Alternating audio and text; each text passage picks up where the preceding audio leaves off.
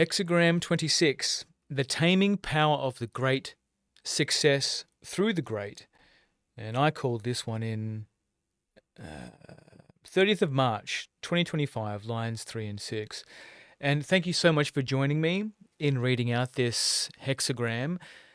If you're familiar with the Oracle of the Cosmic Way, welcome. If you're not, also welcome.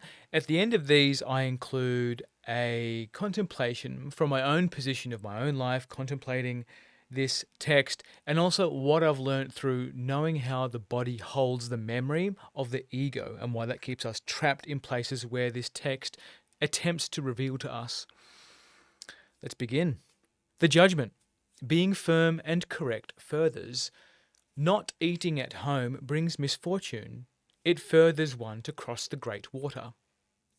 In this hexagram, the sage shows us how to successfully counter the ego in another, or to respond to incorrect treatment coming from a group ego. Incorrect treatment is defined as treatment that is oppressive, encroaching, arrogant, interfering, or self-righteous. Success through the great refers to the person who, upon being treated unjustly, restrains his anger, says the inner no, and turns the matter over to the cosmos. This is the meaning of being firm and correct. In this way, his anger is transformed into a different form of energy that allows the cosmos to correct the situation through him. The transformed energy is released by the sage at exactly the moment when it has the correct effect on the situation. How it is expressed happens spontaneously without any effort or intention on the person's part. It's going to highlight that. I want to double back to it in my contemplations. A person may receive this hexagram, for example, when he is being bullied by someone. If he endures this behaviour, the bully may only try harder to annoy him and thereby engage the ego in him. The solution lies in saying the inner no, or, if appropriate, an outer no, to let the bully know in a straightforward way that his behaviour is unacceptable and incorrect. If he keeps the ego from becoming involved and asks the cosmos for help, everything will then be furthered. Another example is the envious testing a person may experience from others upon freeing himself from his dependence on the collective ego. The testing is done to see if he can be driven to defend himself. It succeeds only if he allows himself to become angry. Again, the answer is to say the inner no to the testing and to turn the matter over to the cosmos. It furthers one to cross the great water refers to a person's engaging the helper of transformation to bring about the correction. This helper is always engaged through saying the inner no and turning the matter over to the cosmos. The taming power of the great, the traditional name of this hexagram, refers to the conditioning process carried out by the collective ego through threats and punishments. This hexagram is an extension of hexagram 9, the taming power of the small, where the taming is done by the more subtle means of flattery and reward. The purpose of taming is twofold. 1, to deprive the person during childhood of his natural defense, which consists in his ability to say both the inner and outer no, and 2, to appropriate his cosmic virtues and turn them into social virtues, in order to tie him to the collective ego and its institutions. In the first case, the taming is done by threats and punishments during times when the child correctly says no to unjust treatment. In the second case, the taming is done by first denying that child possesses cosmic virtues, such as honesty, loyalty to his inner truth, and kindness, and then tell him that he needs to develop these virtues. To legitimize this taming process, his animal nature is described as the source of evil in the world. After making him lose confidence in his cosmic virtues, his natural honesty, for example, is contorted into saying what is socially correct. His natural loyalty to his inner truth is turned into a loyalty to the institutions of the collective ego, and his natural kindness is converted into a non-discriminatory kindness that he is supposed to show everyone. The statements, threats, and punishments that are used to condition the child create doubts and fears in his psyche that disable his various natural abilities. Among the threats that create such fears are the commandments, "you must," that threaten horrible punishments extending to eternal suffering after death. These statements and threats, invariably connected with spells and poison arrows, remain in the person's psyche long after childhood until the day they are removed through deprogramming or despelling. They make the person doubt his original goodness and his natural capacity to get along in life. See page 546, What are Spells and Poison Arrows? A further effect of these fears is to transfer the person's chi energy to the collective ego, and to those who represent it, endowing them with power. Since these spells and poison arrows also block the flow of chi energy to various parts of the body, especially those parts to which punishments have been applied, these parts are unable to get their chi nourishment. They are, to speak, unable to eat at home, which brings misfortune in the form of ailments, illness, or exhaustion. Just highlighting that one too. Not eating at home can also refer to a situation in which a person is not able to get his chi nourishment in his present relationship because there is no true inner connection between the partners. When this is the case, withdrawing from intimacy with the partner is the correct response.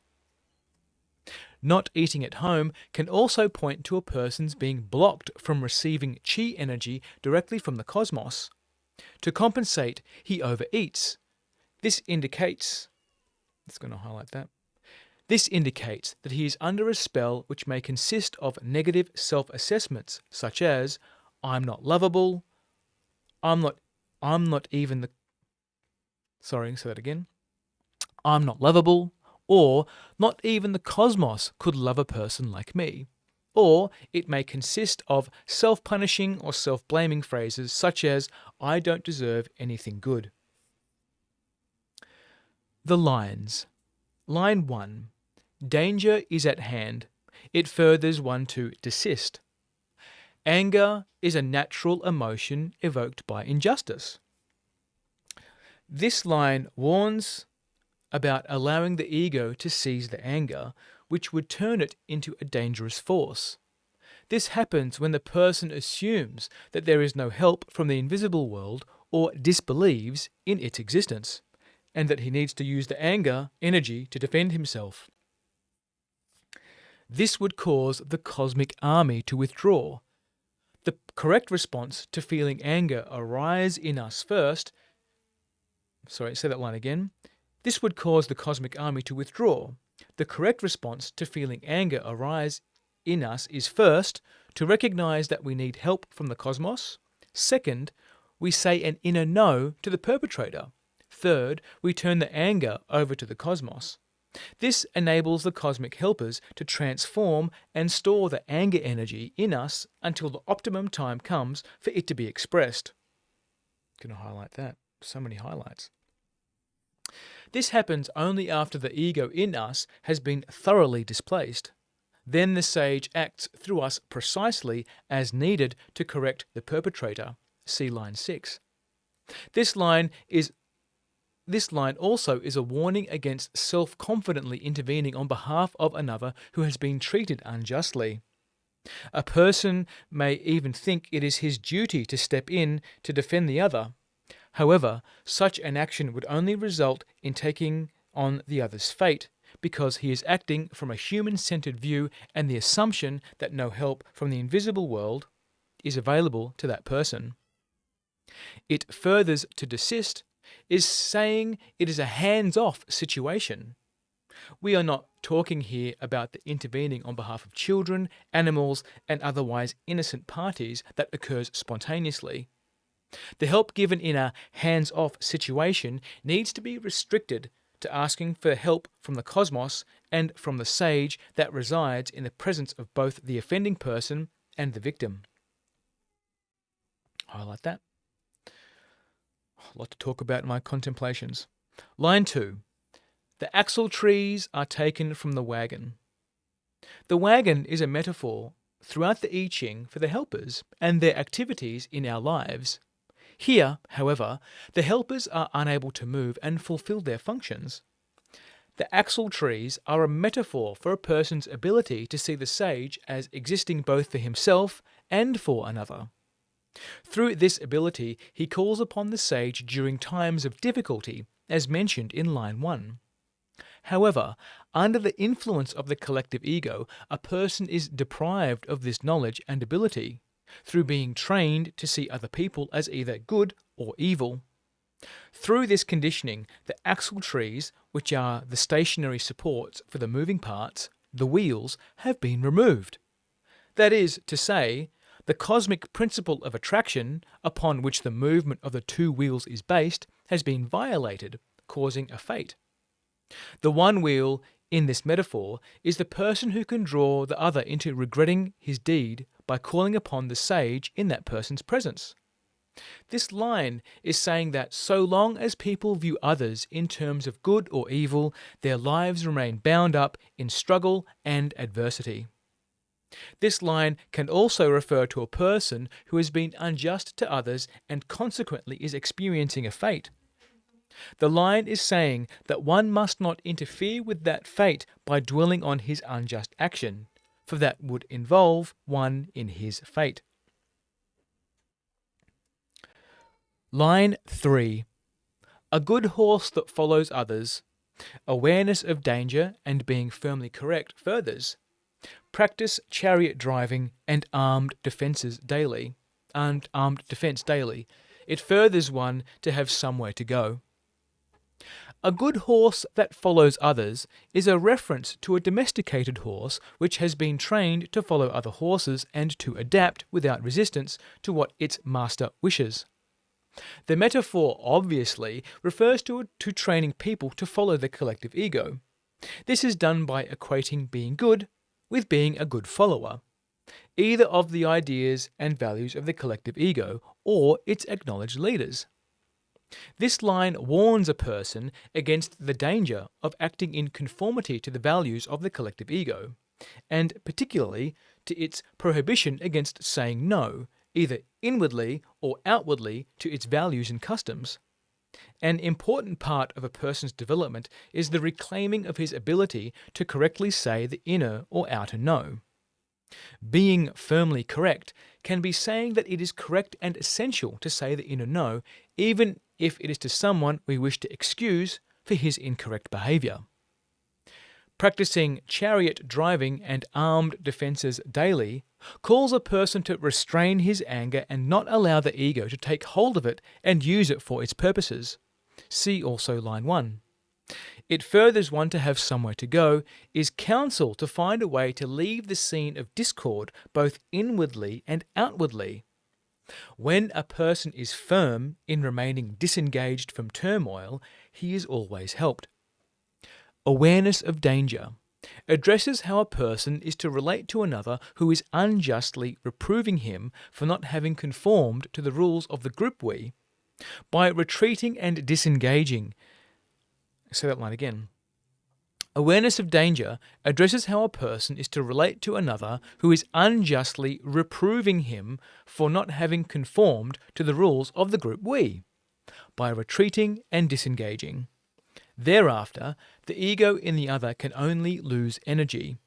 The person encroaching may employ other arguments to draw him back into defending himself, as by attacking his lack of kindness, consideration, sensitivity, etc. But these should be ignored. I want to highlight that because that could be uncomfortable for people. All these arguments seek to trap him in false feelings such as guilt, which would distract him from seeing the incorrectness of the demands being made on him. The person being mistreated needs only to hold his own central truth and not allow himself to fall into reasoning about it. Awareness of danger Additionally, warns against being drawn off the central point of inner truth, which he feels, by arguments that seek to divert into defending what he thinks. Practicing chariot driving in this instance means keeping his energy firmly directed toward that point. It furthers one to have somewhere to go in reference to this situation, means knowing when to stop. Once the person has secured his point, he needs to desist and go no further. When he has achieved success, with the help of the helpers, it is important not to gloat, but instead allow the other to save face. This is done not by engaging the other's pride through self-righteousness. I'm just going to highlight that. Line 4. The headboard of a young bull. Great good fortune. The young bull is a metaphor for an experienced person whose anger presses to be released. The headboard is a metaphor for the restraint achieved by turning the anger over to the cosmos and its helpers, so that it can come to expression in the correct way at the correct time, and in the process break spells that are active in the situation. Great good fortune and cosmic harmony results from turning one's anger over to the cosmos.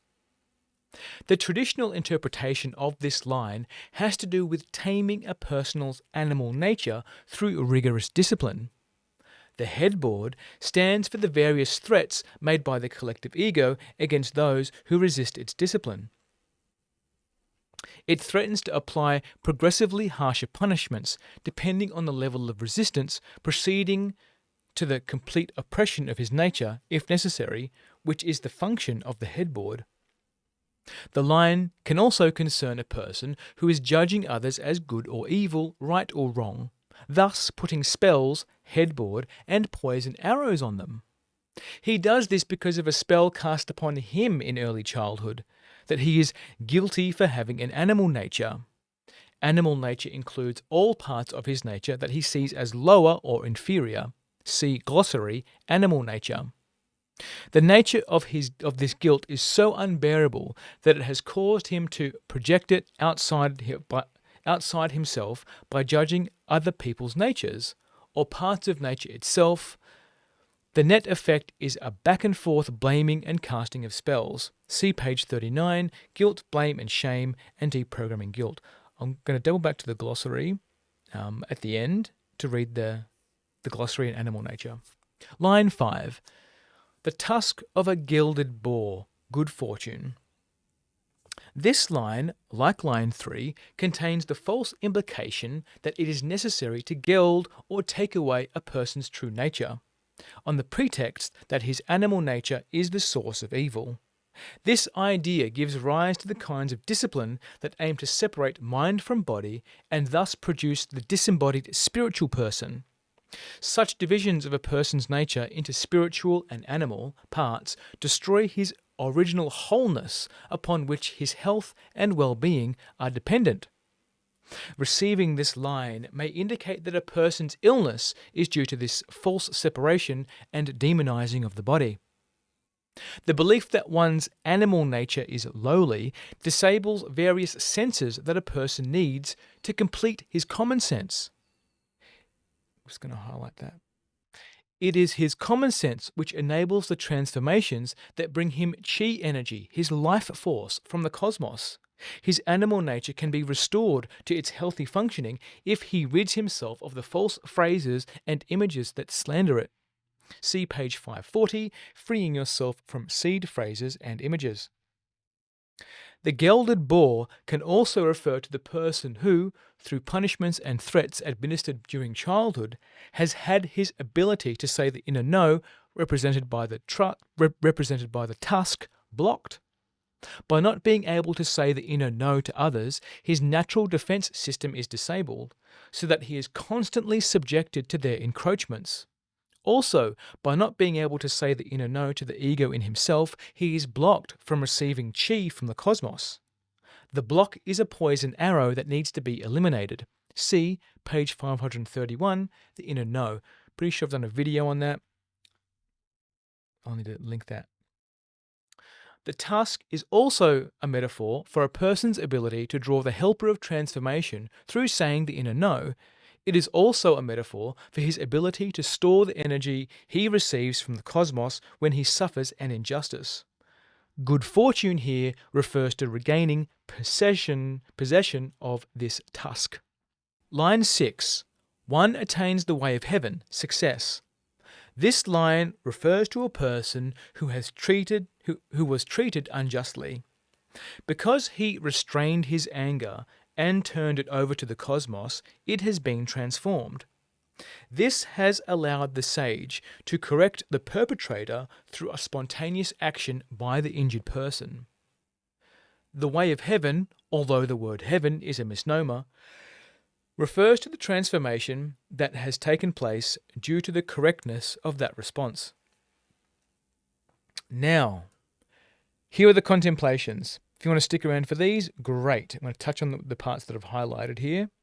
Double check when I got this again. I can't remember. 3 and 6, 30th of March, 2025. All right, cool. Now, if you're new to my contemplations, you might feel a little bit uncomfortable. If you love following me for my contemplations, then welcome home. You're going to get all this, okay? Now, the people that tend to enjoy these have done a significant amount of inner work, and do your best not to get your ego injured by that. But what I mean by the deeper inner work is they've come face to face with their ego, not just in some kind of ceremony, but they've actually done it sober. They've come face to face with how they've lived their life, how it no longer serves them, and how they can see it's holding them back, not just in their business or their relationships, but just how to get the most out of life, how to get the most joy out of life, and how to receive more miracles, how to be grateful for the miracles and of what's in the invisible world conspiring to make that happen. Now, the transformed energy is released by the sage at exactly the moment when it has the correct effect on the situation. How it is expressed happens spontaneously without any effort or intention on the person's part. This can be such a challenge for people who are disconnected from their body. It's a challenge because you don't know how to feel your body. In this text, it speaks to being able to be with the sensation in the body for 3 minutes, being able to say no to the ego for 3 minutes. That discharges it. And 3 minutes is a very long time when you feel activated by self-righteousness or some kind of survival pattern. And you also need to choose. If you're someone who tends to react a lot or just includes that, it's my feelings, therefore feeling is fact, not always, because to find the truth requires thinking and feeling. Thinking and feeling. And thinking includes the reality checks that come from feeling that. For example, when you're feeling a field, when I mean a field, I don't mean like some corn. I have an image of Gladiator walking through all this corn or the wheat. The field is the environment that you're immersed in right now. That can be relationships, that can be business, that can be money, that can be anything, okay? And what shows up when you're in a field is conflict. It is who you were, who you want to be, all the rules that you've been told, all of the inner corrections that you've made over your life. So it can be really confronting to be with all of that. For example, what's a good field? Let's choose a relationship field, okay? Let's say you're intrigued in a new person that you've met on a dating website or in a conscious community or just in the street, okay? And straight away, what shows up is all the work that you think that you've done. For example, do I trust this person? What are their red flags? Let's go stalk them on social media. Let's see who this person really is. Let me ask them some questions. Quick, let me pull out my relationship list and see if they tick all the flags, the red flags or orange flags or green flags, however you've arranged your flags. But that's the thing, right? That's the field that you've entered into. You can feel that initial spark that activates your body to be with that person or at least be curious about being with that person. So if you're unfamiliar with feeling your body will hijack you because your ego is also part of that body mix. And if you don't know how to discern what egoic feelings feel like versus genuine feelings, you're already going to be handicapped at success. If he endures this behavior, the bully may only try harder to annoy him and thereby engage the ego in him. This line stood out to me, and if you're someone who follows the 5 personality patterns by Stephen Kessler, John Pierakos, Alexander Lowen, or Wilhelm Reich, you will understand that the enduring character is someone who gets bullied a lot. There's someone who is used to enduring some form of punishment and suffering. In the older text, it's known as the masochistic character. But that doesn't sound as spicy as enduring, right? Masochistic. You're masochistic. Thanks, Doc. No. So the enduring has got a different frequency to it, right? You endure bullying. You're used to it. You were raised in this in your childhood, usually around the age of 3, usually by an overbearing mother and a father who doesn't want to step in to actually insert the truth into the situation, right? So what happens is your body is conditioned to endure, right? And the ego loves that. No blame. The ego will build armoring in your body to endure. So the enduring survival pattern can have extended adipose tissue on their body. They can have it around their gut. They can have full body armoring, or just areas of their body where they feel that there's excess adipose tissue. And it doesn't matter how much this person tries to get rid of that adipose tissue, it returns back, right? So the enduring character, the enduring survival pattern has a magnet for bullies, has a magnet for psychopaths and aggressive type people, because they're used to being a punching bag, an energetic punching bag, right? So while it's important to be able to say no to this, there's also a deeper part in your body that has been cut off from feeling, and it's being able to feel what a no feels like. To the enduring survival pattern is afraid to say no, like a genuine no. And in that, they don't know how to say a genuine yes. They might say yes passive-aggressively because they don't know how to discern their own inner truth from somebody else's truth. But they have no felt intelligence in their body that they can detect a no. Okay, so what they'll do, and you might know someone like this, well, they'll passively-aggressively say a no, or passively-aggressively say a yes with an unconscious pattern to sabotage whatever that task is, right? You ever worked with people like that? They'll say yes, and then they're late on delivering, or they keep on messing up how the delivery looks. It's almost like this unconscious thing in them just wants to sabotage. This is how the enduring survival pattern plays out.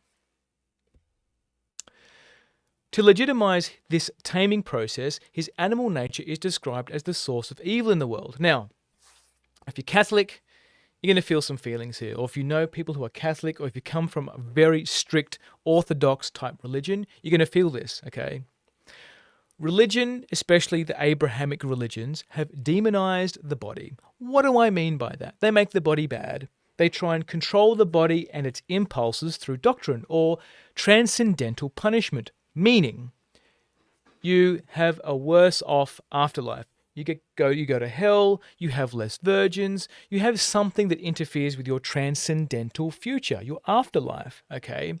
So what has happened here over the years, and Wilhelm Reich saw this, was that people who were raised in rigid religious household had an issue with their sexuality. They were sexually blocked, which, when you don't address it, becomes deviancy, okay? And we can see a lot of deviancy in culture today. When I say deviancy, you can attach the labels to whatever you see as deviancy. I'm just going to leave it as deviancy, where people aren't owning their sexual nature and thinking their way into, well, is this correct for me? Right? Is this correct for me? Or am I just rebelling, thinking that it's me? When I'm working with someone who's come from some form of religious indoctrination where their body is bad, I need to help them connect to their sexual body, their animal nature. What do they really desire? They also tend to have serious body image issues. Okay, body image issues, meaning they don't feel comfortable in their own skin. And you could blame culture for that, but I see a deeper root coming from religious ideation, religious ideology, where the body has been made bad, and then that just flows further into culture and society where types of body is bad, okay? So if you're someone who's afraid to self-pleasure or someone who's afraid to connect with your sexuality, there's most likely a spell or a poison arrow or something in your body that's not just a non-form thing. It's become form in your body, in your pelvis, right? You might be someone who you might be someone who struggles to move during intercourse, struggle to move your whole body.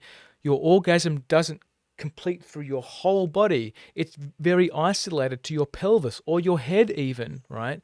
So in part of de-armoring the body, which includes reconnecting with the animal nature, also includes having a look at where you've called your body evil, or somebody else has called your body evil, right? Or made you wrong for your sexuality, or made you wrong how you've wanted to express yourself, because sexuality is an expression of self.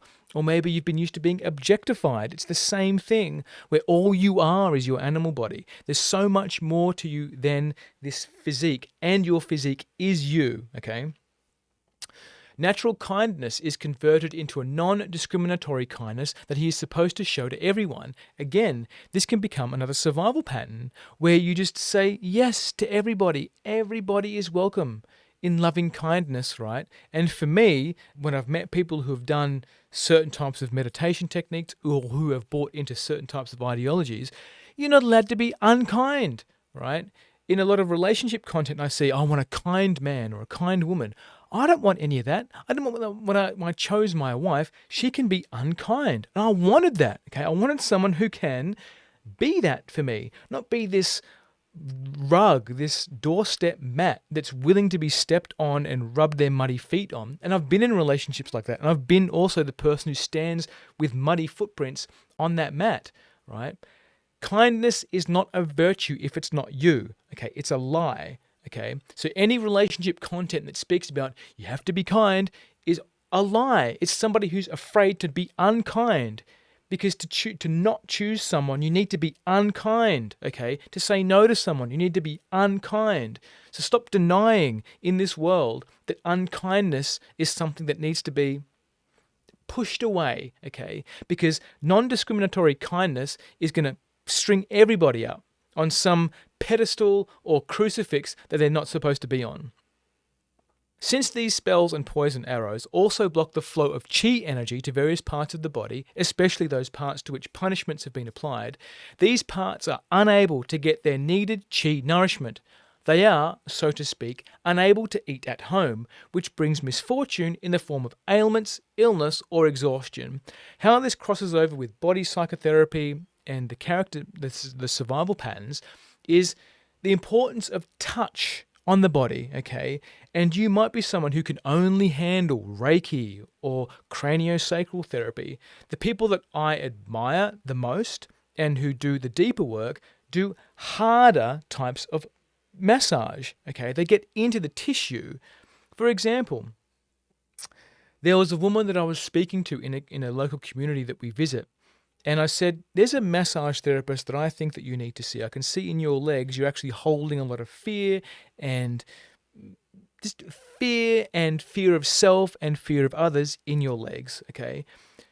She initially booked in to go see him. Some family event happened and she couldn't go see him, right? This tends to happen, okay? This is part of the enduring survival pattern. You set up to transform your life and somehow, okay, something sabotages your opportunity to go and prioritize yourself. Classic enduring survival pattern. And the enduring can hold in their legs, especially ticklish, and the aggressive pattern can hold in legs, right? Because the aggressive pattern wants to be upward displaced, doesn't like to be grounded, right?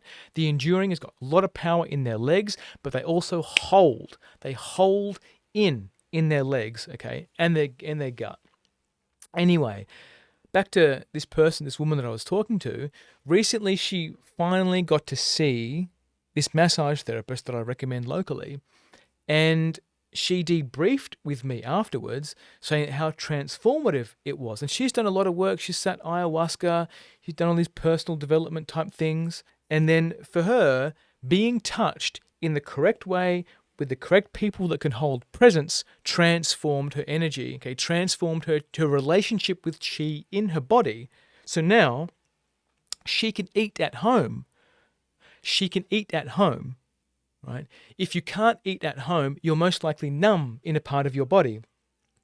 You most likely have some kind of armoring, whether it's in the pelvis, in the lower back, in the upper back, across the shoulders, in the neck, in the eyes, in the jaw, in the stomach, in the legs, in the feet. Okay. Now, not all massages treat the entire body, which is why, for me personally, I have a selection of masseuses that I see where I know in my body that I can feel that there's something trapped. The last time I went to a masseuse, she worked my feet and she was working my heels of all places, okay? And that was excruciating pain, right?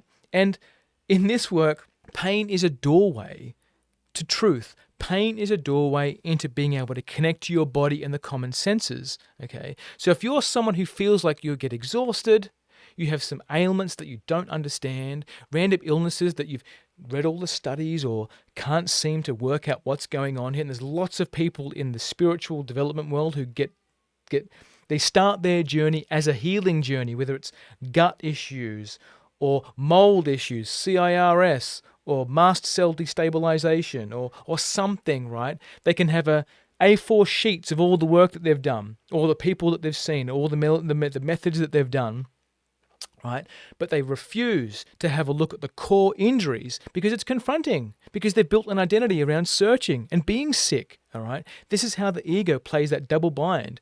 The ego will step over the dead body of its corpse, okay? Which is why I work with people who are willing to have a look at that, willing to have their entire identity exposed, revealed, and recreated to be who they truly are. And then the body heals on its own.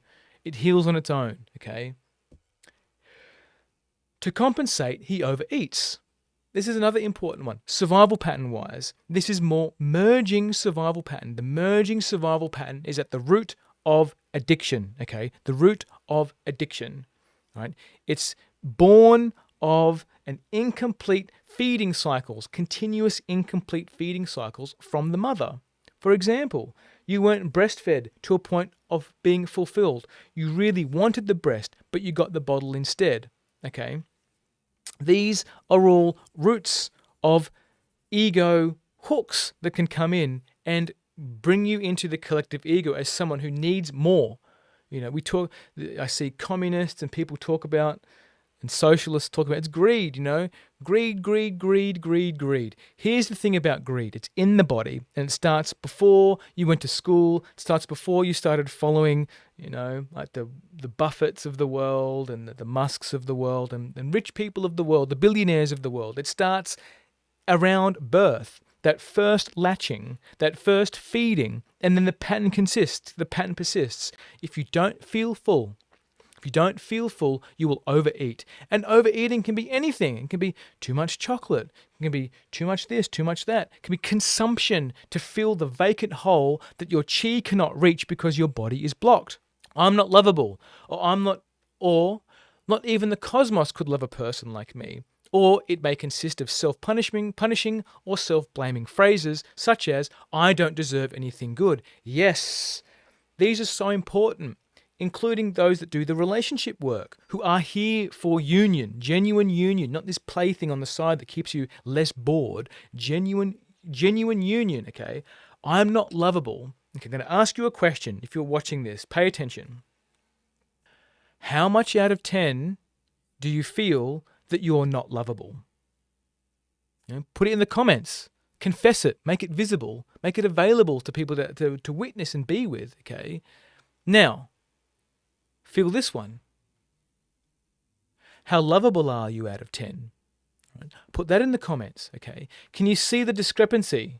Okay, those numbers are so important because it gives you an anchoring into, well, what's the truth here? Sometimes people think of the number and then the number shifts, the ego comes in and tries to justify it and help you. Here comes the ego to help me try and make this number better than what it actually is. No, the reality helps you work the blocks through the body. If you avoid reality, you cannot be in contact with your common sense, and you'll keep on attracting predators or people who do not want to be with you. They will continuously reject you because you're still rejecting yourself. Injustice. Okay, this is a classic one, okay? When I read this, there's this thing in my family, on the patriarchal line, the male line, where we're all really against injustice, okay? Like my granddad on my dad's side, my dad, me, he used to tell me all the time, John, us Herberts, this is before I changed my name to my wife's last name, all the Herberts have this thing about injustice. And it's true, and that could have been a spell that he put on me as a kid, but I do. Hypocrisy just stinks to me, like it's got a stench, and I see lots of hypocrisy. So what I've been doing in the I-Ching is creating when I want to create that feels aligned with me, and then just saying no to hypocrisy, just saying no to the collective ego's hook on injustice and hypocrisy, because there's loosh in it. Okay, there's energy in it. The ego feeds off injustice, whether it's how certain people are prosecuted, how certain people can avoid prosecution, okay, where money goes in the name of supporting a country. Lots of things, okay? And for me, being able to untether myself from those institutions is challenging because so many people have subscribed to that model. Right? This is what everybody else does. This is how we do life. This is how we do this money. This is how we do this thing. This is how we expend our energy to support the institutions. Some of you might know what I'm saying by by hearing between the lines. I'm not going to say the words specifically, but I think you can hear what I'm saying between the lines. Those certain institutions that seek to take and feed off us are the parasites, which you say the inner no to. This enables the cosmic helpers to transform and store the anger energy in us until the optimal time comes for it to be expressed. Now, what shows up when institutions start leaking into our lives, the collective ego model starts leaking into our own life force in our chi, is the rebellion type archetype will appear. So we have people on stages with microphones talking about how we need to do this and how we need to do that, but it comes from a reactionary place because there's no grounding in the body. Usually, people who have a high leaving pattern are very super sensitive to these kinds of institutions encroaching on their space. The leaving pattern is the most likely to be avoidant in the attachment theory, but they're also the most disembodied. They're the most that struggles to find true community. They're the ones that are all hyper-vigilant to institutions and things behind the veil coming to get them. Because to truly be here in a body is terrifying. And terror is something that the leaving pattern needs to become very comfortable in. And terror is rage and fear mixed together. Rage and fear mixed together, okay? When I'm working with someone with terror, I need to help contain their psyche within their body, their essence in their body, because what happens with a leaving pattern person is they can split off and disappear. So you need to keep on checking within the person what's going on. You can read the person once they've left their body. Left their body meaning they're not present to the full molecular occupancy of their body. They've disappeared somewhere into a fantasy, into a vision, they've disappeared into their breath, something, okay? So when you are comfortable in being able to hold the capacity for anger and rage, right, then you can handle whatever the overflow is to the cosmos. There's no need to react to the anger that's there. It builds as a capacitor. As if you are familiar with electronics and the capacitor, they have a charge, and then when it hits a charge, it depletes, like it fires away. The same thing happens with the Reichian work and the body work. There's a charging process that happens when you're exciting the body, and then there's a discharge process that's required as well. In sexuality, there's in intercourse, there's a charging phase, and then there's a discharging phase, whatever that looks like. In the discharging phase, the body can tremble, right? But if the charging phase is not correct for that person, then you just increase the charge and you don't decrease it properly, which is why many of these sacred rage type events don't get to the root of the issue. All you're doing is building a charge and not doing the discharge. And a lot of people just get stuck in that world of charging, continuously charging. They leave these sacred rage events, even more self-righteous, to go and sort out their business or sort out relationships or heal the world, right? Or trying to demolish the patriarchy or smash the patriarchy, right?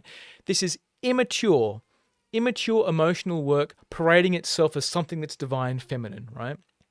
A person may even think it is his duty to step in and defend the other. However, such an action would only result in his taking on the other's fate because he is acting from a human-centered view and the assumption that no help from the invisible world is available to that person. Okay, so important. When I'm working with someone for an extended period of time, teaching them, mentoring them in how to allow people in their life to suffer is part of that process. Not suffer from a place of pedestaling and distancing, but genuinely being with the feeling of not saving that other person, giving them a wide berth in their suffering, okay? Because it's that suffering which helps reality check. The suffering is fate. The fate that this person has got into a job that they didn't want to get into, started a relationship with someone they didn't really want to start a relationship with, moved to a part of the country they didn't really want to move to, okay? These are fates. When you betray yourself, you naturally occur a fate because you're denying, you're demonizing nature. You are nature. You are nature. If you cannot listen to the nature flowing through your body, the living signal coming through your body, when you act against that, you incur a fate because you're just lying to yourself. When you lie to yourself, you're lying to nature, okay? And nature will say, the helpers of nature will just be like, cool, that's a fate. You're denying that your animal body exists, the wisdom that comes through your animal body. That's okay, you can do that. But we're all going in this direction. The cosmic way is this direction. It feels more like an expansion than a linear direction. It actually feels like both. Because if you're inside, I can see molecules moving around as expanding and linear. So it's actually, technically, it's both. But for this conversation, what I can see is that if you're saving people for the sake of saving people, whether it's family, right? I've got clients who I've worked with who've pulled their family out of debt by spending enormous amounts of money to get them out of debt, but the family is still recycling the debt. They just go back into debt. Right? I see this at an institutional level where we'll spend money on people to try and pull them out of poverty or pull them out of this, right? And they stay there, right? If you're doing it from a place of, I have to be kind and be a good person, like I'm moving like this because I feel like a robot and an NPC when I'm doing this, okay? Must be a good person, must do it this way, okay? You're not being honest with the cosmos, okay? And you will incur the fate of the people that you are attempting to save.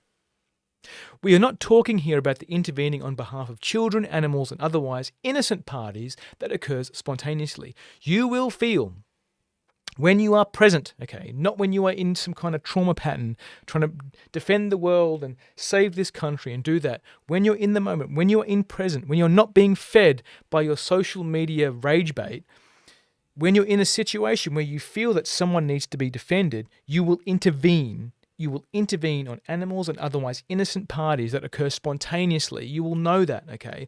Otherwise, if you are not present to your body, you are intervening in something that you needed to be hands off on, and you will incur a fate. You may have heard the saying, no good deed goes unpunished. That's a spell. And also, your good deed, if it's coming from a lens of I have to be good, therefore save everything, or therefore every life is valuable from the lens of save life at all costs, you will just incur a fate. And a fate isn't inherently bad. It's just a teacher. It's just a teacher. As by attacking his lack of kindness, consideration, sensitivity, but these should be ignored. So this shows up when I'm speaking like this. The person encroaching may employ other arguments to draw him back into defending himself, okay? When someone will say, oh, John, you're so nasty. Or, John, that's unkind. That's so insensitive. Sure. You learn to be with it, not from a indifferent or apathetic way. You just know that, well, that's your no. When you can build in an inner repertoire, an inner repository of what your no feels like, that stuff just doesn't land anymore. It just becomes this noise that just goes around you, okay? You don't need to sieve everybody else's feelings, okay? Social media is a particularly good not only training ground, but it can also suck you into this, right? Where you post something that comes from the truth of what you are and what you're trying to what you're putting out there, and someone comes in with the criticisms. Oh, with this, and meh, and meh, meh, meh. Cool. If that's your truth, I get it. Easy. But I know who I am, and it's your due diligence to learn who you are. And if you're just reciting statistics and studies and everything else, that where kindness has to be put in there, then you're going to be living a life of denial. And I'd assert that a lot of your life is in denial. Not just your living world, but your relationship world as well. Probably in denial. You probably lie to yourself a lot. Instead, allow the other to save face. This is done by not engaging the other's pride through self-righteousness. This is something that I forever struggle with, and I don't know if you're someone out there who's listening to this and you get that surge of self-righteousness. I know a couple of people that follow me and a lot of friends who just, that self-righteousness just wants to come through, like I told you, knew this was going to happen, that kind of thing, right? Real challenge to say no to that for me right now. That would be my Everest right now, is saying no to engaging in other people's pride through self-righteousness. And survival pattern rise, the rigid survival pattern is the most self-righteous, okay? And that can also plug into the aggressive when they're feeling threatened, right? So being able to know what it feels like when pride appears in my body is where I'm looking right now. So where's that pride, that sneaky little sensation of pride that shows up in my body and then appears as that self-righteousness? Can I say no to that? Because the feelings that you can say no to that are the easiest usually are when ego takes a hold of us, like sad and anger and some of those like more base ones in quotations. But pride can be one of those things that's, it's harmless. Like it's pride. I'm just confident. I'm just this. I'm just that, right? So for me, allowing the other to save face instead of rubbing their nose in their mistake of what I told them many, many years ago, or maybe what I've been speaking about for almost a decade now, is not something that is going to help me, and I will just incur a fate, right? And for me, it's like, cool, can feel that fate. I ask the I-Ching, what am I missing? How can I say no to this? I need some help, Sage. I need some help, Invisible World. Help me become more attuned to the cosmic way. And it helps me, okay? The traditional interpretation of this line has to do with taming a person's animal nature through rigorous discipline. The headboard stands for the various threats made by the collective ego against those who resist its discipline. Right. So important here between the other versions of the I-Ching and this version of the I-Ching. Especially for the men that might be listening here who've possibly read some David data, possibly have done some tantric discipline work, possibly have maybe untethered themselves from like pornography or something else like that, where they've used discipline, or they've gone to the gym and built a body around discipline and getting up in the morning, setting an alarm and little David Goggins type energy of like, yeah, I just got to get up and do the thing, got to burn the boats, right? What this creates in the body through rigorous discipline is you don't listen to the animal body. And you will see that men like this can really struggle in relationships, in particular, where they might have the disciplined physique, but they do not know how to feel, because they've been taught that those feelings of don't get out of bed in the morning, you need to rest, you need to relax, you need to do this, you need to rest the body, are a lie that's trying to convince you to be like a blob on the couch, a blob on the sofa. You're never going to have that muscle. You're never going to have that partnership. You're never going to have that business if you don't burn the boats. Get up at 4 a.m. in the morning, IV yourself some peptides or some creatine, and go get that iron. In that, the collective ego will continuously feed that, because you are the battery for the collective ego. Your ego loves being around people that will try and discipline the animal nature out of their body. So you're surrounded by people who like high five you for like getting up at 4 a.m. or, having an ice bath, going to bed in an ice bath, right? Or doing some kind of tantric routine that pops your eyeballs out because you're holding a nut in, okay? There's so many things that get this high-fiving of discipline demonizing the body worship that's just going to interrupt your relationships. you're not going to be able to build a healthy family. You're not going to be able to raise healthy children because you cannot feel. That doesn't mean feelings are more important. It just means that the combination of thinking and feeling is what's going to help you become aligned in the cosmic way and raise children and attract people who are here for something that's much bigger than their little section of the universe. Glossary, animal nature. All right, cool. Well, let's just double over the glossary, animal nature. Animal nature. In the cosmic sense, humans are part of the animal kingdom. It is our animal nature that gives us our cosmic dignity and connects us through our inner senses and feelings with the cosmos. The human desire to be special because we have language, however, has led to the idea that our self is divided into a higher and lower nature, the latter being our animal nature. The term animal nature is often used as a synonym for bodily nature, but has in particular been connected with our sexuality. The slanders that have been put on our sexuality and on our animal nature as a whole by calling it lower or viewing it as a source of evil and the reason for original sin and guilt are the subject of many hexagrams because they are the first cause of humans' separation from the cosmic unity. The I-Ching shows that every person can reunite with the cosmos by removing the slanders put on his animal nature. In particular, see page 329, hexagram 38, separating opposition. Why this is important is because our sexual nature is smothered in all kinds of shame. Okay? For men who have premature ejaculation issues or erectile dysfunction issues, women who cannot seem to get wet or have issues with orgasm or have issues with intercourse or penetration, right? Not that you have to be okay with all those things, but they are issues that are tied to our animal body and shame. And as the body ages, the body comes with limitations, right? Now, shame usually comes from some demonization, sexual shame, demonization of the animal body. For example, you may have been playing with yourself as a child and told not to. You playing with yourself was seen by your parents as some kind of evil act that was going to make your palms hairy. Or you might attract a certain kind of someone into your life who's going to do the same thing, right?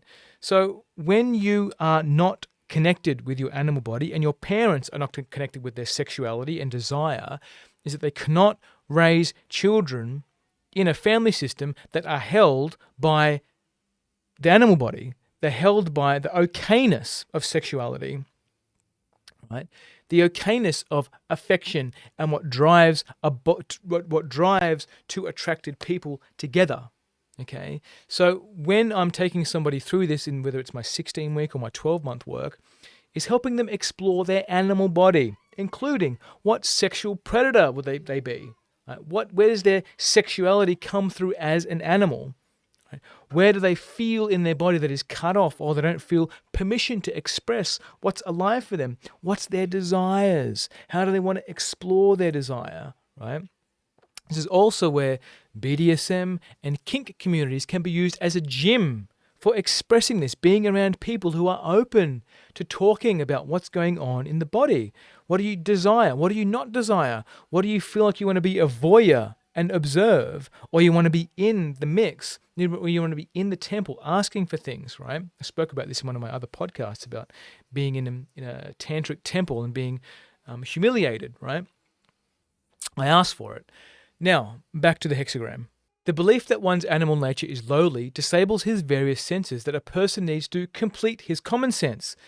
Now, this concept of common sense, I've only heard in this version of the I-Ching, okay? And not that I've read the other versions of the I-Ching.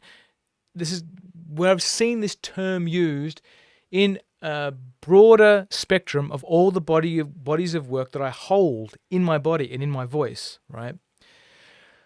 When we talk about common sense, we say it's not that common. Common sense is not that common, right? We are being raised with generations of children who do not have connections with their body. They've lived on technology, okay? They live in their heads. Technology is upward displacing, meaning it puts people in their head, makes them much more leaving pattern. They disembody who they are here to be. Very much easier to hijack a child who's been living their life on a screen, okay? The collective ego can hijack you much faster if you live on a screen, if most of your day is spent on a screen, not around people, talking to people, being around grounded people as I stomp my feet on the ground, okay? Completing your common sense is akin to becoming individuated, for those of you who are familiar with the works of Carl Jung.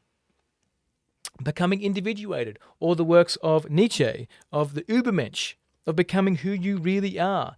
And not many people are willing to walk through the numerous numbers of fires and baptisms and fates, or examine where these fates have come from, or stopping a fate to become who you really are. Because to become who you really are means connecting with your common sense.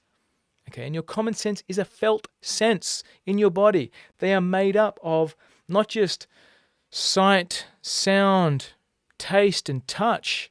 Okay, sight, sound, taste, and touch. I'm sure there's some more in there. Your whole body can feel life. But if you are armored, if you carry poison arrows and spells or imps in your thinking, you cannot feel the full flow of life. The image I have is standing in a river, and the river is just going around you and missing parts of your body. So there's like a weird spot where you're not getting wet. Okay, that's when you have an incomplete common sense. That's what it's like. You're in the water of life. You're in the river of life, but the water's just going around you. Or you're trying to walk upstream and the river's not touching you because you can't feel life. Then you wonder why life is so hard for you. You wonder why you keep pushing against things and not having the outcomes that you're here for. Why it feels like the world is against you. Yes, because you're out of alignment. You're disconnected from your common sense, right? Which it's on you. It's on you to reconnect with your common sense. That is your mission if you choose to accept it. And then the inner know. I've also done a video on the inner know, and I'll link it in the end of this video. And I'll also put one of those little things up here you can click on. But no, just at the end of the video. That's easier. End of the video. Thank you so much for listening to this. I appreciate you. I appreciate your presence.